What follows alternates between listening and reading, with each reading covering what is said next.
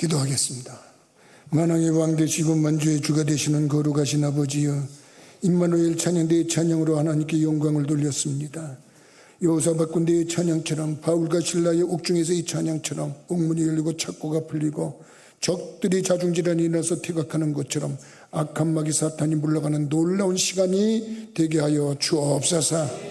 이 거룩한 성령에 같이 동참하는 지휘자와 반주자들, 대원들 일일이 기억하시고 영원히 잘되고 범사가 잘되고 강건해지는 은총을 누리게 하여 주옵소서.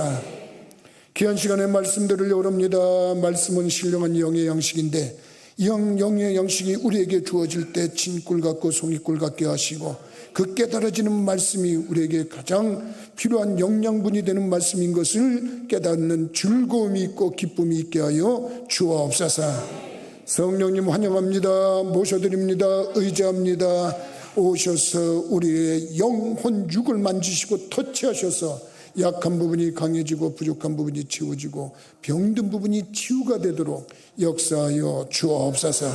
주께서 홀로 영광 거둬 주시길 원하옵고 모든 말씀을 예수 그리스도 이름으로 기도드리옵나이다. 아멘. 제가 말씀 양육을 하던 시절에 둔산제일교회라고 대전시에 있는 교회에 나가는 성도가 간증을 한 것을 기록한 것이 있습니다. 근데 그 성도는 교회를 다녀본 적이 없어요. 교회를 다녀본 적이 없는데 그저 잘 나간 인생이 잘 풀렸던 거예요. 그래서 어떻게 보면 그저 공부도 잘하고 그래가지고 대학교를 나오면서 수의사가 됐대요. 수의사가 돼가지고 이제 병원만 차리면 돈을 번다 생각해서 돈을 끌어다가 병원을 차렸는데 아이고 이게 잘 안 된 거예요. 그래가지고 대출 받아서 보증금 내고 자린이라고 돈 들고 그래가지고 억대의 빚을 줬대. 억대 빚을. 다달이 600만 원의 보증금을 월세를 내야 되는데 그것도 못 줬대. 낱날이 피폐해지는 거지. 낱날이 어려워지는데 어떡하다 다 자리를 옮겨보면 될까 하는데 자리를 옮기는데 옮겨서 이동하는데 더 어려웠대. 더 어려워가지고 돈을 더 빚을 내게 됐대.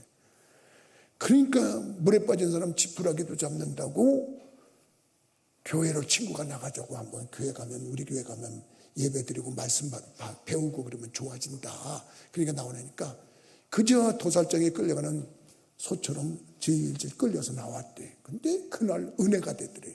그러면서 교회를 다녀야 되겠다 생각하고 나가는데 이제 교회 나가서 기도하고 그러는데 사람들이 왜 이렇게 얼굴이 안 됐냐고 그래서 사정 얘기를 하니까 파산 신청이라는 게 있다고 그러더래. 파산 신청. 그걸 몰랐대. 그래서 빚덩어리에 앉은 곳을 파산 시키는데 다행히 그 교우가 소개해준 변호사님을 잘 만나가지고 파산 신청을 했대. 그래서 파산을 하면서 당시에 이것저것 다 하다가 최후에 남은 게 7,500만 원에 그때 당시는 지금도 큰 돈이지만 그때는 아주 엄청 큰 돈인데 그거를 다 탕감받았대. 그래서 야 이게 빚이 없다 그러니까 살만하더래. 그래가지고 그 교회를 나가서 열심히 예배드리고 하는데 하나님이 계신 걸 체험하게 되더라고요. 체험하면서 열심히 다니는데 나중에 공무원 시험을 봐야 되겠다. 이제 나는 의사는 소질이 없나 보다. 그래가지고 공부를 했는데 의사가 될 정도면 얼마나 공부를 잘하던 사람이 7급 공무원에 그냥 해가지고 7급 공무원이 되니까 부모님도 또 편해지니까 교회 한 번도 안 나오시던 부모님도 어머니가 먼저 나오고 아버님도 나오고 교회를 다니더라는 거죠. 그래서 정말 눈물밖에 없었던 그런 모습으로 살았는데 더 설상가상이 뭐냐면 이 창자의 병이 생긴 크론병이라는 게 있었대. 크론병. 이게 아주 사람을 고통스럽게 하고 잘 먹으면 소화도 안 되고 하는데 갑자기 통증이 오면 그렇게 어려웠대. 그래서 그것도 하나님 앞에 낫게 해달라고 늘 기도하고 간구하는데 어느 날 하나님께서 역사하셔가지고 그 크론병까지 나아버리고 문제가 해결되면서 이제 정말 살만하더래. 그리고 병원에 가서 진찰을 받아보니까 그 크론병이 있던 부위가 하얗게 자주만 남고 다 사라졌대. 그래서 의사가 겁을 주는데 이거는 완치라는 게 없으니까 조심해야 됩니다. 그러더래. 그런데 그때 당시에까지 간증할 때까지 아무렇지 않게 편안하게 살면서 행복한 삶을 산다고. 그리고 더 나가서 그 배우자를, 아주 마음에 드는 배우자를 만나게 해가지고 결혼까지 했는데 자녀까지 출산했다고 이렇게 간증한 것이 있는 것을 제가 읽고서 오늘 이 아침에 이걸 좀 얘기해야 되겠다. 그리고 여러분들한테 말씀을 드리는 겁니다. 그 이유가 있어요. 왜 그러냐면 오늘 읽은 여러분들하고 나하고 읽은 이 고린도 후서는 사도 바울이 편지를 썼는데, 사도 바울은 편지를 쓰면서 자기 얘기가 좀 많이 기록이 돼 있어. 자기 얘기가 있는데 우리는 자기 얘기를 하려면 어떤 얘기를 해? 이렇게 예수 믿고 잘 됐다, 예수 믿고 복 받았다, 이런 얘기 자주 하잖아요. 근데 사도 바울은 정반대야. 예수 믿고 난 도리어 고통 많이 받았다. 예수 믿고 난 너무너무 어려운 일 많이 받았다. 그러면서 쓴 내용이 고린도 후서에 많아. 그 결정적인 얘기가 고린도 후서 11장에 기록이 되어 있는데, 11장에 자기는 예수 믿고, 예수 믿는다는 것 때문에 유대인들에게 40에 하나 가만매, 율법에는 40대를 때리면 안 된대. 그래갖고 40에 하나 가만 39대에 그 채찍에 맞는 그 태장을 맞으면서, 그 매를 맞으면서 5번을 맞았대. 5번. 예수 믿는다는 거 얼마나 고통스러워.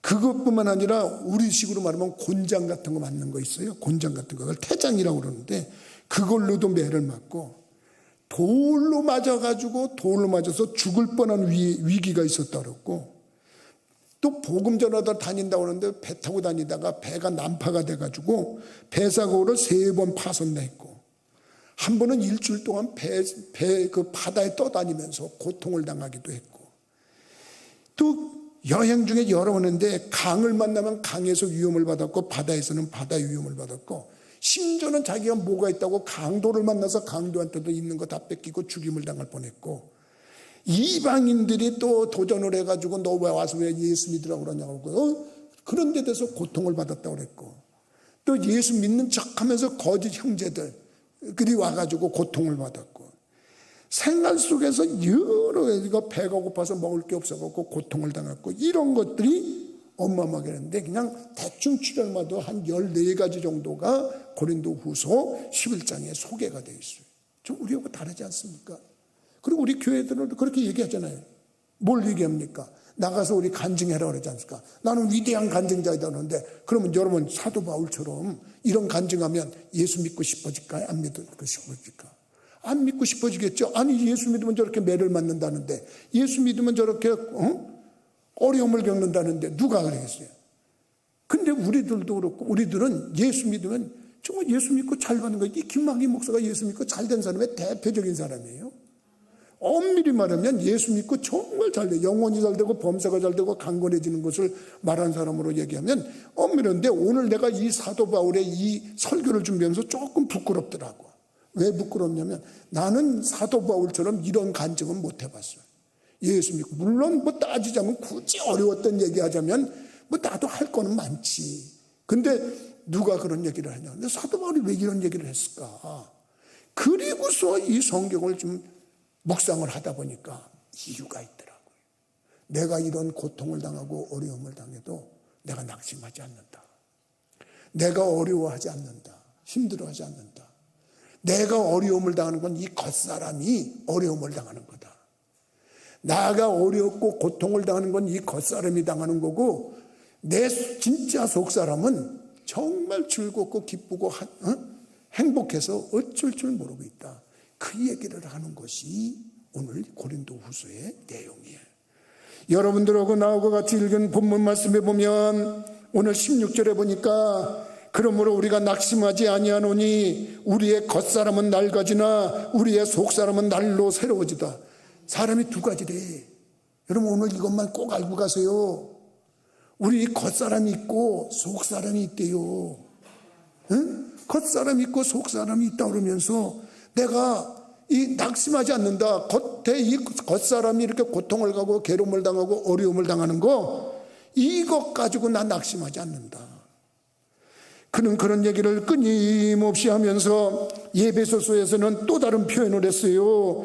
에베소서 4장 22절부터 23절의 말씀을 참고해서 보면, 거기에 보면 너희는 유혹의 욕심을 따라 썩어져가는 구습을 따르는 옛사람을 벗어버리고 오직 너희의 심령이 새롭게 되어서 새 사람을 입으라고 성경은 이렇게 했어요. 그러니까 속사람이 있다, 겉사람이 있다 이렇게 얘기를 하고, 옛사람이 있다, 새사람이 있다 이렇게 또 표현을 하는 모습을 볼 수가 있고, 또 베드로전서 3장 4절에 보면 숨은 사람이 있대. 숨어있는 사람, 우리 안에 숨어있는 사람이 있대. 그리고 오늘 읽은 본문 18절에 보면, 4장 18절에 보면 보이지 않는 것이 있고 보이는 것이 있대. 그러면서 사도 바울이 얘기하는 것은 뭐냐면, 어떤 어려움이라도 이 겉사람이 중요한 게 아니다, 속사람이 중요한 거다. 여러분 그렇게 얘기를 하고 있어요. 여러분이나 나나 이 겉사람이라고 하는 것 때문에 우리는 이것이 중요한 줄 알고, 트럼프 같은 미국의 대통령은 어떻게든지 자기를 좀 높이려고 교만에 빠져가지고 예수님 얼굴에다 지 얼굴을 합성해가지고 자기가 예수고 마치 구원하는 거고 병자를 치료하는 것처럼 합성사진을 하지 않나. 그의 어록을 보면 아브라함 링컨 대통령보다 자기가 더 훌륭한 일을 했고, 미국의 조지 워싱턴 대통령보다 더 훌륭한 일을 했고, 미국을 위대하게 하는데 자기가 그랬대. 그게 사람의 본성이 그런 거야. 자기 잘났다는 소리 그렇게 하고 싶은 거야. 그럼 우리는 어떻게 생각합니까? 극단적으로 그를 추종하는 사람들이 있어요. 미국 내에도. 그 사람들은 박수를 치면서 뭐 하겠지만, 우리들을 보면 저 사람 미친 거 아니야. 우리 그렇게 얘기를 한단 말이에요. 우리 그렇게 얘기를 해요. 그런 얘기 많이 들었어요. 근데 왜 사도 바울은 얘기하자면 정말 많은 게 많아요. 사도 바울이 가면 귀신이 나가고 병자가 나가고 문제가 해결되고 구원받은 사람이 많고 그런 일을 많이 하는데, 굳이 자꾸 자기가 고난받은 걸 자랑하고 자기가 어려움 받은 걸 자랑하고 하는 것은 뭐냐면, 내가 이런 거 아무렇지 않게 생각한다. 왜? 나는 속사람을 중요하다고 생각하는 사람이지 이 겉사람을 중요하다고 생각하는 사람이 아니다. 이렇게 얘기를 하는 거예요. 왜 그렇습니까? 언젠가는 이 사람은 태어나면서부터, 이 겉사람은 태어나는 순간부터 늙어가는 거예요. 늙어간다는 말은 좋게 말해서 늙어가는 거고, 나쁜 말로 말하면 허물어져 가는 거야. 여러분들도 그렇고 나도 그렇고 이 겉사람은 지금도 조금씩 무너져 가고 있는 거예요. 근데 그게 조금씩 무너져 가면은 그걸로 끝나는 게 아니야. 이 속사람이 드러난다는 거야. 성경은 그렇게 얘기를 하고 있어요.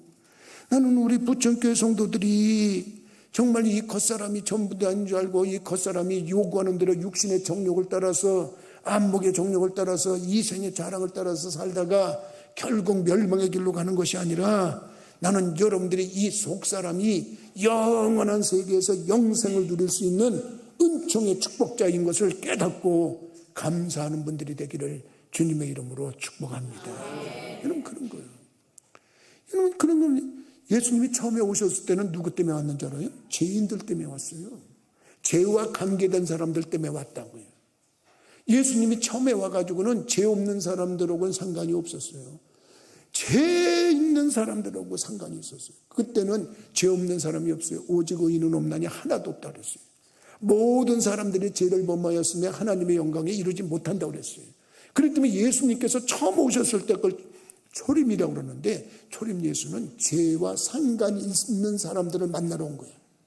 근데 다시 오시는 예수님, 다시 재림하신다고 성경에 기록이 되어 있는데, 그 예수님은 죄하고 상관없는 사람들하고만 상관 있게 오시는 거예요. 그러니까 다시 말하면 여러분들하고 나하고 죄하고 상관없는 삶을 사는데, 이미 예수 그리스도를 마음에 영접한 사람들은 그 예수님께서 십자가에서 대속의 보혈을 흘려주셨기 때문에 그 사실을 믿으면 우리들의 죄는 흰눈같이 양털같이 사여진다고 성경은 기록하고 있는 걸 믿으시기 바랍니다. 그래서 예수님께서 다시 오신다는 겁니다. 다시 오시면 우리의 속사람은 영원히 승리하는 삶을 살아간다는 거예요.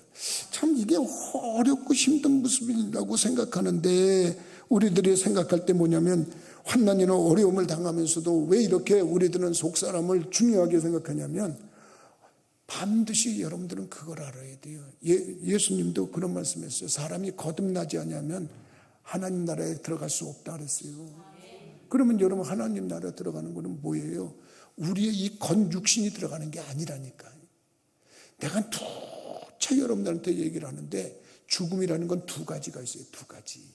두 가지인데 죽음이라는 정의부터 좀 여러분들은 다르게 생각해야 돼. 꼴까닥하고 숨 넘어간 게 죽었다고 여러분들은 생각하죠? 그 순간에 뭐가 되냐면 영혼과 육체가 분리되는 거예요. 한번 따라서 해보세요. 죽는다는 건 분리를 말하는 것이다. 그래서 분리를 말하는데 우리가 숨을 거두면 그 순간에 우리의 이 속사람, 영혼이라고 하는 속사람은 여기 몸에서 분리가 된다니까. 분리가 된다는 사실을 알아야 돼. 그러면은 여러분들하고 나하고 그러는데 정말 문제가 되는 게 뭐냐면 그 분리가 된 영혼이 불구덩이에 들어간단 말이야. 불못에 들어간단 말이야. 불못에 들어가거나 불구덩이에 들어가면 그걸 뭐라 그러면 성경은 둘째 사망이라고 그래. 아까 첫째 사망은 우리의 몸과 육신이 분리되는 걸 죽음이라고 그러고 불구덩이에 들어가는데 그걸 우리는 성경에서 지옥이라고 말을 하고 여러분들은 지옥이라고 그래야 편안하게 알아듣는데 불구덩이, 불못, 유황불 이렇게 돼 있는데 거기 들어가면 하나님하고 영원히 분리되는 거야. 근데 그 반대로 우리가 이 세상에서 예수님을 믿고 죄를 용서받으면 그 사람들은 하나님 나라에 들어가는 거야. 불구덩이가 아닌 정반대의 천국에 들어가는 거야. 거기서 하나님하고 영원히 사는 거야. 그는 이렇게 유한되지가 않고 영원히 가기 때문에 그것을 영생이라고 그래요. 그리고 영생의 반대말을 사망이라고 표현한 적도 있어요. 그러니까 여러분들이 요한계시록 20장 11절 말씀을 참고해서 보면 귀 있는 자들은 성령이 교회들에게 하시는 말씀을 들을지어다. 이기는 자는 둘째 사망의 해를 받지 아니하리라. 믿으시면 여기 둘째 사망이라고 표현이 되어 있어요.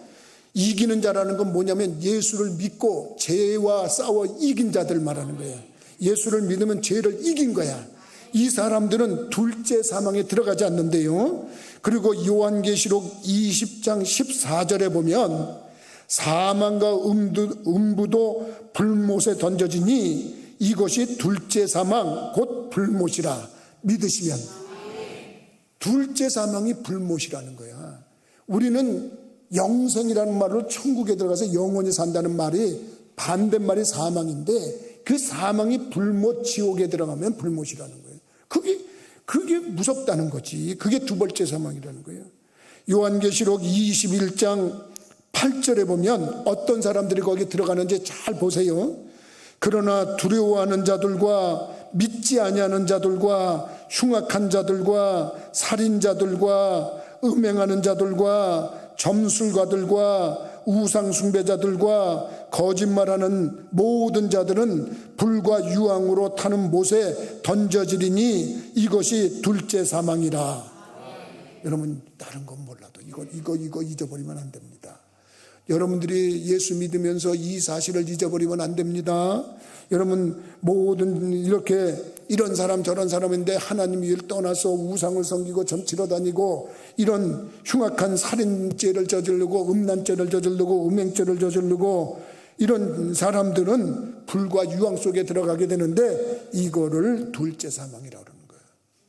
그러니까 여러분들은 이제 그때부터 아이고 둘째 사망에 들어가면 어떻게 이렇게 생각하고 겁내는 사람들이 있을 수 있어요. 근데 그렇지 않습니다. 사도 바울은 자기가 예수 믿고 고난을 받아도 힘들어도 그때마다 아유 내가 당하는 이런 고난, 내가 당하는 이런 어려움은 나를 죄를 없애기 위해서 십자가에 못 박히시면서 창에 찔리시고 물과 피를 쏟으시면서 그 모진 고통을 당하신 그 고난에 비하면 아무것도 아니다. 자기는 아무것도 아니다. 내가 지금 이 길다면 80, 짧다면 60인 이 평생을 살아가면서 인생 속에서 사는 이 땅에서 사는 이 고난, 역경, 어려움 이것은 예수님이 당하신 그 고난에 비하면 아무것도 아닌데, 내가 사는 이 짧은 인생 동안에 당하는 것이 영원히 주어지는 영생에 비하면 아무것도 아니다. 그래서 나는 낙심하지 않는다. 여러분, 낙심할 일이 어디 있겠습니까? 여러분들이 그런 믿음 생활하면서 승리하며 살아가야 되는 거예요. 오늘 사도 바울이 이런 얘기를 하면서 분명한 것이 있어요. 보이는 것이 있고 보이지 않는 것이 있다. 오늘 본문 18절에 보니까 우리가 주목하는 것은 보이는 것이 아니요 보이지 않는 것이니 보이는 것은 잠깐이요 보이지 않는 것은 영원함이라. 여러분, 이 말을 잘 생각해 보세요. 우리 몸 겉사람은 보여요. 지금 보이지요. 근데 이 속사람은 안 보인단 말이에요. 근데 이 보이는 것이 아니요 우리가 주목하는 것은 이 보이지 않는 영혼에 대한 것을 말하는 거예요. 그러면 내 보이는 것은 잠깐이요. 여러분들도 그렇고 나도 그렇고 아무리 세상이 좋아졌다 그래갖고 100살 이상을 사네 뭐해서 그래도 언젠가 다 무너지는 거예요. 허물어지는 거예요. 다 벗겨지는 거예요. 그러면 속사람이 짠하고 드러나는 거예요. 근데 이 속사람이 불구덩이에 들어가는지 아니면 영생을 하러 천국에 들어가는지 그걸로 결판 난다는 거예요. 여러분, 이 앞에 건우 아파트 지금 다시 제작하고 그 앞에도 다시 아파트 졌죠. 처음에 아파트 진다고 보니까 다 겉을 둘러싸더라고요. 그래서 공사를 시작하나 보다 해서 안에서 무슨 일이 벌어지는지 몰라, 안 보여. 안에서 무슨 일이 보이는지 안 보이더라고요. 근데 어느 날 보니까 겉에 거 그 막았던 장막 같은 거 판넬 이런 것들을 다 뜯어냈어요. 그리고 그 옆에 둘러쌌던 그들의 고유 언어로는 아시바라 그러는데 그 아시바를 다 뜯어냈어. 그랬더니 거기에 아파트 알몸이 짠 하고 나타났지 않습니까? 똑같은 거예요. 여러분들이 지금 이 겉에 보이는 육신, 이거 어느 날 짱나고 무너져. 어느 날 그냥 끝나버려. 그리고서 여기서 짠나고 나와. 그게 뭐냐면 속사람이야. 그걸 새 사람이라고 말하는 거예요. 그걸 보이지 않는 사람이라고 하는 거예요. 여러분들이 믿음 생활하면서 나는 그 은총에 대해서 우리 주님께서 그 모든 고통을 당하시고 십자가에서 대속의 보혈을 흘려주셨기 때문에 내가 이제 구원을 받았구나. 나하고는 이제는 지옥이라고 하는 거, 불못이라고 하는 거, 둘째 사망은 나하고는 상관이 없구나. 그리고 나는 영생하고 천국에서 영원한 삶을 사는구나. 그러니 내가 이 땅에서 잠깐 만나는 이 고난 때문에, 역경 때문에 어려워하지 않는다. 낙심하지 않는다. 여러분, 그런 모습이 여러분들의 신앙이 되기를 주님의 이름으로 부탁을 드립니다. 여러분, 그렇습니다. 오늘 세례식을 베풉니다. 세례식을 베푸는데 이 세례는 엄밀히 말하면 하나님 앞에 하나님 내가 예수 그리스도를 믿겠습니다 고백하는 걸 보이는 거야. 교인들한테, 회중들한테, 세상 사람들한테 나는 예수를 믿습니다 그리고 고백하는 걸 보이는 거야. 그러면 그 순간부터 여러분들의 속사람은 날마다 새로워지는 거야. 그리고 어느 날 때가 되면 우리는 영생의 삶의 축복을 누리게 되는 거 믿으시기 바랍니다. 오늘은 바로 그런 뜻있는 날, 뜻 깊은 날, 여러분들의 속사람, 그 놀라운 그 속사람이, 그 겉사람과 다른 속사람이 새롭게 시작되는 날이다 생각하고, 이미 예수 그리스도를 믿은 사람들에게는 이와 같은 은총이 나타난다는 사실을 깨닫고 즐거워하고 기뻐하는 믿음의 심령들이 되기를 주님의 이름으로 부탁을 드립니다. 기도하시겠습니다. 거룩하신 아버지여, 전능하신 하나님이여, 사도 바울이 우리들하고는 다르게 자기 받은 고난을 간증하고 어려움을 간증하고 하면서